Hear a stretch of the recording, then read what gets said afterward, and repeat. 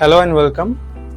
मैं हूं एंड्रू वंगजन और मैंने ये चैनल शुरू किया है ताकि मैं परमेश्वर के वचन की सच्चाई, प्रेम और शक्ति को आप तक पहुंचा सकूं। In a world full of confusions, मेरा मिशन ये है कि लोग परमेश्वर के बारे में ज़्यादा से ज़्यादा जान सके। जो संदेश मुझे गाइड करता है वो है 1 Chronicle chapter 16 verse 11. Look to the Lord and His strength. Seek His face always.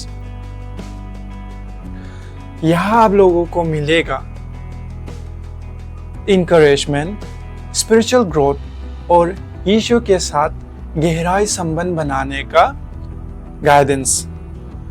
So if you're searching for hope, clarity in scripture and real connection with Jesus, you are in right place. So subscribe, stay connected, and let's work this journey of faith in the Word of God. God bless you.